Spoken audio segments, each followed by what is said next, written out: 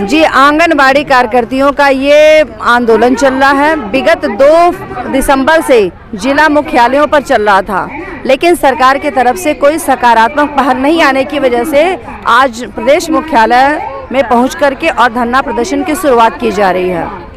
चूँकि आंगनबाड़ी कार्यकर्तियों को केवल 5,500 रुपये पारिश्रमिक मिलता है पर महीने, लेकिन वो भी अपने विभाग के अलावा कई सारे विभागों का कार्य आंगनबाड़ी कार्यकर्तियों से लिया जाता है और पारिश्रमिक के नाम पर केवल 5,500 रुपये है। और कई सारे विभागों के कार्य के लिए ना कोई संसाधन है, ना कोई व्यवस्था है, ना अलग से कुछ पारिश्रमिक है।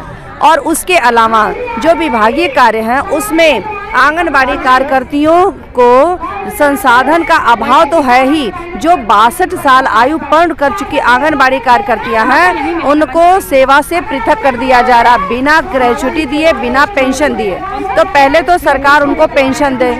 आंगनबाड़ी कार्यकर्तियों को जो मोबाइल मिला है पोषण ट्रैकर पर काम करने के लिए, वो मोबाइल बहुत ही खराब और घटिया किस्म का है। उसमें कोई एप्लीकेशन नहीं है, ना उसमें सिम है और ना तो बैलेंस की व्यवस्था है, तो वो दिया जाए। और आंगनबाड़ी कार्यकर्तियों को कोई छुट्टी नहीं दी जाती, तो कम से कम 15 दिन का चिकित्सा अवकाश दिया जाए। और मानदेय बहुत कम है इस महंगाई के हिसाब से। उस जो दैनिक मजदूरी के हिसाब से कोर्ट ने आदेश किया है श्रम कानून ने, उसके अनुसार मानदेय कम से कम मिलना चाहिए। मैम, आपने मतलब अभी तक किसी भी उच्च अधिकारी या किसी भी राजनेता तक अपनी इस बात को पहुंचाया या फर्स्ट टाइम यहाँ पर आकर के अपना धरना प्रदर्शन कर रहे हैं? विगत 5 वर्षों में माननीय मुख्यमंत्री जी के साथ उनके कार्यालय में कम से कम 10 से 12 वार्ता हो चुकी है। और आंगनबाड़ी कार्यकर्तियों की मानदेय वृद्धि के लिए माननीय मुख्यमंत्री जी ने एक कमेटी गठित की थी जो एपीसी की अध्यक्षता में होनी थी। उस कमेटी के साथ हम लोगों की वार्ता हो चुकी थी और 7 जून 2018 को ही माननीय मुख्यमंत्री जी ने उस रिपोर्ट के अनुसार घोषणा किया था कि आंगनबाड़ी कार्यकर्तियों के मानदेय को बहुत ही शीघ्र बढ़ा करके 8,000 से 10,000 के बीच किया जाएगा, लेकिन उन्होंने नहीं किया। फिर आंगनबाड़ी कार्यकर्तियों का 2-4-10 दिन का आंदोलन चला। उस आंदोलन के बाद उन्होंने वीडियो कॉन्फ्रेंसिंग की 22 फरवरी 2018 को। कॉन्फ्रेंसिंग के माध्यम से उन्होंने कहा कि आंगनबाड़ी कार्यकर्तियों को 1,500 रुपये बढ़ाया दिया जाता है, जो मार्च से लागू होगा, लेकिन वो नहीं मिला। उसके बाद शासनादेश मार्च में लागू हुआ और वो था प्रोत्साहन भत्ता, जो वो 9 कंडीशंस में बना हुआ था। इतनी शर्तें थी कि उस शर्तों के लिए संसाधन ही नहीं उपलब्ध है कि उन शर्तों को हम लोग पूरा कर सकें। तो वो शासनादेश बहुत गलत हुआ और उसके बाद विरोध किया गया। सरकार स्वतः उस आदेश को निरस्त कर पुनः अभी 2021 सितंबर में 14 सितंबर 2021 को उस पुराने शासनादेश को निरस्त करते हुए नया शासनादेश जारी किया, वो भी प्रोत्साहन राशि का।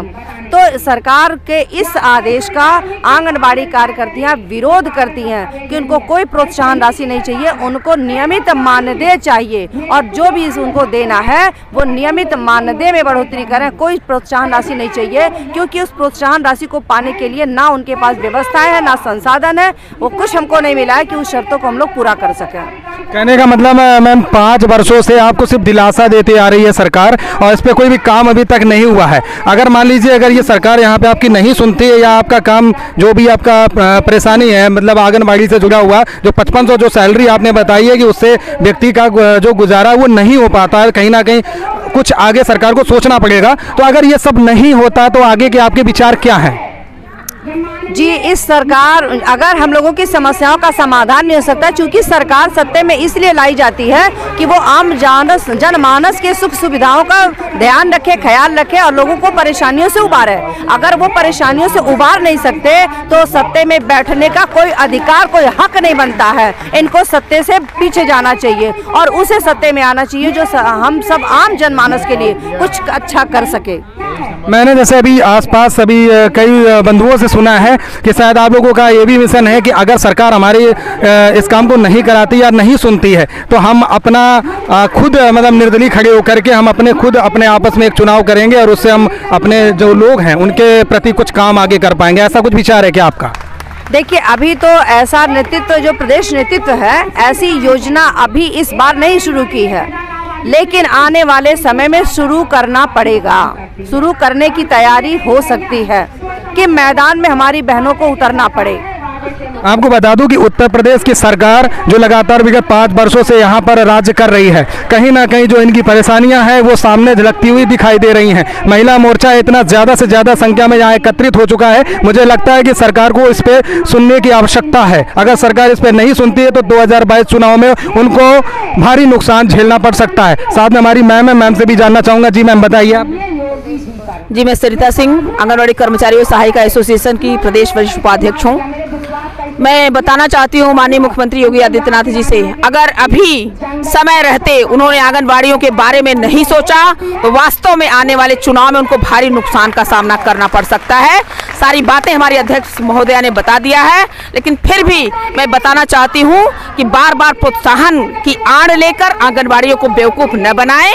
इन्होंने जो 2018 में 7 जून 2018 को जो संगठन कमेटी की अध्यक्ष और शासन से जो वार्ता हुई थी कि आपका मानदेय 8,000 और 10,000 के बीच बढ़ाया जाएगा और यह मानदेय बढ़ोतरी आपको फरवरी 2018 से मिलेगी, बस ये वही लागू कर दे, हम लोग शांतिपूर्वक अपना धरना लेके अपने जनपदों में चले जाएंगे और इनका पुनः स्वागत करेंगे 2022 के चुनाव में।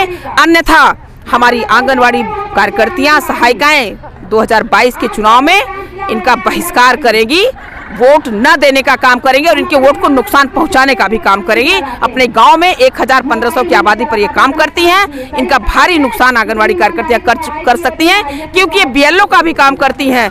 जैसा कि उदाहरण मैं आपको बताना चाहूँगी, 2016 के चुनाव में सपा सरकार ने भुगता है, वही परिणाम इनको भुगतना पड़ सकता है। बता दूं मैं आपको, उत्तर प्रदेश की सरकार को यहाँ पे सोचने और समझने की ज़रूरत है, क्योंकि 2022 चुनाव पास में है। उस 2022 चुनाव के लिए आपको इतनी जनसंख्या में जो महिलाएं एकत्रित हुई हैं, कहीं ना कहीं मुझे लगता है कि एक महिला लगभग 10 वोट आपके काट सकती है।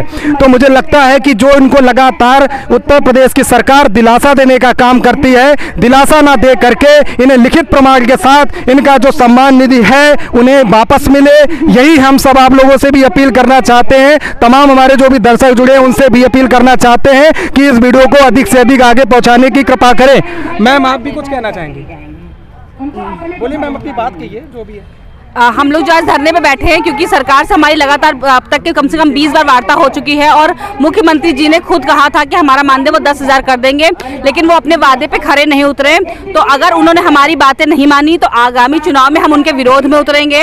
ठीक है, हम उनका विरोध करेंगे, क्योंकि जो सरकार आंगनबाड़ी के हित की बात नहीं करती उस सरकार को दोबारा आने का कोई मतलब नहीं है। क्योंकि 5 साल तक आपने हमसे लगातार बात की है और लगातार आपने वादा किया है, हमें आश्वस्त किया है कि आप हमारे लिए कुछ अच्छा करेंगे। आखिर वो कब अच्छा करेंगे? 4.5 साल बीत चुके हैं, अब कुछ टाइम बचा है, तो हम इंतजार कर रहे हैं। अगर सरकार हमारे लिए कुछ अच्छा करती है तो हम सरकार के बारे में सोचेंगे, लेकिन अगर सरकार हमारे बारे में कुछ नहीं सोचती है तो हम भी उनका विरोध करेंगे। आपको बता दूं कि योगी सरकार लगातार कई ऐसे तमाम लोगों को आश्वासन देती हुई आई है और लगातार आश्वासन दे रही है। अभी बीच में जो चौकीदार से और पीआरडी से जुड़े हुए काफी ऐसे मुद्दे हुए थे जिनको आश्वासन दे करके उन्हें यहाँ से वापस उठा दिया गया, लेकिन यहाँ पर ये जो महिला मोर्चा ज्यादा से ज्यादा संख्या में एकत्रित हुआ है, मुझे लगता है माननीय श्री योगी आदित्यनाथ जी को यहाँ पर सोचने की आवश्यकता है, क्योंकि महिलाएं वो कर सकती हैं जो आप उम्मीद भी नहीं कर सकते हैं। अगर 2022 में आप चाहते हैं कि अपनी राजगद्दी संभालनी है तो इन महिलाओं को इनकी जो बातें हैं, इनकी प्रॉब्लम है, इनको सुनने की कोशिश करें। आप लोग भी मैम कुछ कहना चाहेंगे? भैया, हम लोग इतना काम करते हैं, हर विभाग का काम करते हैं, बीएलओ का काम करते हैं। इतना ही नहीं, सरकार हम लोगों को अब तो बिना मानदेय बिना पेंशन का डॉक्टर भी बना दिया है, क्योंकि हम लोग गांव-गांव घूम के फाइलेरिया की दवा पिलाते हैं, पोलियो का ड्रॉप पिलाते हैं, कोविड-19 का इंजेक्शन लगवाते हैं। तो आखिर हमको लगता है कि वही डॉक्टर वाला पद हम लोगों को दे दिया जाए और कुछ मानदेय बढ़ा दिया जाए। जिस हिसाब से आप लोग मेहनत करते हैं उस हिसाब से मुझे लगता है आपको वेतन नहीं मिलता है। वेतन क्या, 5,000 रुपये 5,500 रुपये हम लोग कहाँ से क्या करेंगे? अपने बच्चों को, एक बच्चों को भी नहीं पढ़ा पाएंगे, 5,000 रुपये मंथली फीस लगता है, तो कहाँ से हम लोग करेंगे? ये इतनी गूंगी बारी सरकार है, इसको हम लोग तो जड़ से उखाड़ना चाहते हैं अगर ये हम लोगों की मांगों को नहीं पूरा की तो। जी जी मैम, आप भी कुछ कहना चाहेंगे? हम वही कहेंगे जो उत्तर प्रदेश सरकार ने वादा किया था उसको पूरा करें, बस हम यही कहने। हम लोग जिले से कह के अब लखनऊ में आए हैं। मतलब मेन जो परेशानी आपकी है वो मेन परेशानी है कि एक तो वेतन जो है वो बहुत कम है, दूसरी तरफ मेहनत ज़्यादा है, ऐसा है। बहुत ज़्यादा मेहनत है। हमको इतना काम कराया जाता है और उस पर हमारी सेवा शर्तों में ये सरकार ने कोई भी सुधार नहीं किया। ना हमारे सेवा शर्तों में सुधार किया, ना ही हमारे मानदेय में कोई बढ़ोतरी हुई, कोई शासनादेश नहीं जारी हुआ। आज हमको रोड पे उतरना पड़ा। जी मैम। मैं जनपद ललितपुर की जिला अध्यक्ष प्रतिभा कौशिक हूँ। मैं सरकार को ये सूचना देना चाहती हूँ, आगाह करना चाहती हूँ कि आप देखिए कि मैं मध्य प्रदेश के जिलों से कांटेक्ट रखती हूँ, क्योंकि मेरा जनपद ललितपुर चारों तरफ मध्य प्रदेश के जिलों से ही कांटेक्ट में है। तो वहाँ देखिए माननीय मुख्यमंत्री जी भी बीजेपी से हैं और वहाँ आंगनबाड़ी कार्यकर्तियों को सम्मानजनक मानदेय दिया जा रहा है। तो मैं माननीय मुख्यमंत्री जी से कहना चाहती हूँ कि एक सत्ता के दो नेता हैं, तो वो सौतेला व्यवहार क्यों कर रहे हैं? तो मान लीजिए वो आंगनबाड़ी भी उतना ही काम करती हैं, उससे कई गुना हमारा उत्तर प्रदेश सरकार में इतनी महिलाओं का सैलाब है, जो 4.5 लाख की आबादी पर 4.5 लाख आंगनबाड़ी कार्यकर्तियां हैं। और आप समझिए कि एक आंगनबाड़ी के परिवार में 10 वोट होते हैं और इसके बाद वो गाँव में काम करती हैं 3-3 हजार की आबादी पे। यदि हमारे माननीय मुख्यमंत्री जी ने हम लोगों की मांगों को पूरा नहीं किया, सम्मानजनक हम लोगों को मानदेय नहीं दिया, जिस तरह से माननीय मुख्यमंत्री जी शिवराज सिंह चौहान जी ने आंगनबाड़ियों का सम्मान बरकरार रखा है, सम्मान के साथ वो आज कुर्सी पर हैं। हम बहनों के आशीर्वाद से कमलनाथ जी की सरकार आने के बाद भी हम लोगों की दुआएं उनके साथ थी, तो हमारी बहनों ने उनको फिर सत्ता में बिठाला है। और मैं यही अपने माननीय मुख्यमंत्री जी से एक अनुरोध करना चाहती हूँ, विनम्र निवेदन करना चाहती हूँ कि माता और बहनों का और आपकी जो सभी बहनें हमारी, इनका सम्मान बरकरार रखें। क्योंकि आपने देखा है विधानसभा चुनाव में हमारी पहले 2008 में खुद हमारी सुश्री मायावती जी बीएसपी से बूढ़ बहुमत से मुख्यमंत्री बनी हुई थी, लेकिन उन्होंने भी आंगनबाड़ी बहनों का सम्मान बरकरार नहीं रखा, तो वो सत्ता से समय से चली गई।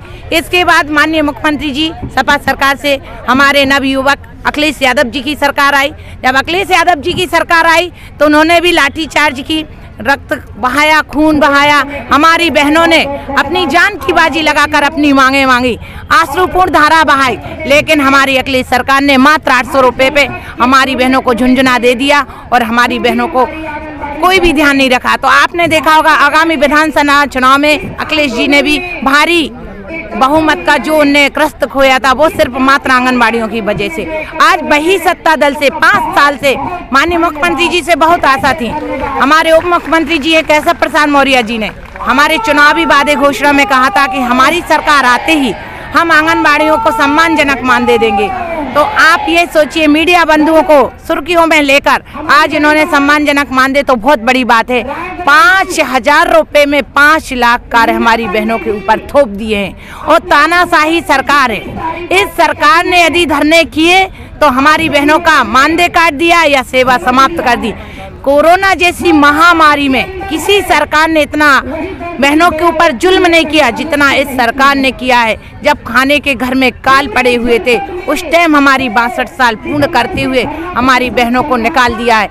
आप मैं ये जानना चाहती हूँ, नेताओं की जब कोई उम्र नहीं होती है तो नेता क्यों बन जाते हैं? प्रधान की कोई शैक्षिक योग्यता नहीं होती है, नेताओं की कोई उम्र नहीं है। आप देखिए 70 साल के 75 साल के लोग जो आराम करने लायक होते हैं उनको राज्यपाल बना दिया जाता है, मुख्यमंत्री प्रधानमंत्री बना दिया जाता है। तो क्या आंगनबाड़ी वर्कर को मानदेय में 62 साल में रिटायरमेंट करने का कोई इनके पास आदेश है? तो इसीलिए मैं एक बार फिर मीडिया बंधुओं के जरिए हमारे माननीय मुख्यमंत्री जी को संदेश देना चाहती हूँ कि अभी आपके पास वक्त है, अभी भी आप हमारी बहनों का सम्मान बरकरार रखें। आगामी विधानसभा चुनाव में यदि आप स्वागत करवाना चाहते हैं तो हमारी बहनों का सम्मान आपको बरकरार रखना होगा, नहीं तो फिर आगे क्या है वो आप खुद ही मीडिया बंधु जानते हैं। तो मैं आपको बता दूं कि यहाँ पर जिस तरीके से महिलाओं के साथ यहाँ पर ये जो लोग इकट्ठा हुए हैं, एकत्रित हुए हैं, कहीं ना कहीं ये जो पीड़ा है, जो ये दर्द है, वो यूपी सरकार तक पहुँचाने का काम हम सब तमाम लोग मिलकर के कर रहे हैं। योगी सरकार जो मौजूदा समय में, जो इस समय उत्तर प्रदेश की सरकार है, उसको यहाँ पर सोचने की आवश्यकता है। और यहाँ पर आप जान पा रहे हैं कि यहाँ पर लगातार इन लोगों का जो धरना प्रदर्शन चल रहा है और काफ़ी जनसंख्या में ये लोग एकत्रित हुए हैं। कहीं ना कहीं योगी सरकार को इस इसका नुकसान भरना पड़ सकता है। इसलिए अपील करना चाहता हूं अपने इस कंटेंट के माध्यम से योगी सरकार तक कि इन जैसी तमाम भाई बहन और बेटियां जो आई हैं, माताएं आई हैं, इनकी जो तकलीफ है, इनकी जो परेशानी है, इनकी सुनने की कोशिश करें, क्योंकि आपको काफ़ी भारी नुकसान पड़ सकता है। क्योंकि लोग कहते हैं कि जब महिलाएं रोड पर उतर आती हैं तो बहुत कुछ गलत हो जाता है। तो इस चीज़ को ध्यान रखे योगी सरकार। नमस्कार, मैं अनु त्रिपाठी। जय हिंद, जय भारत।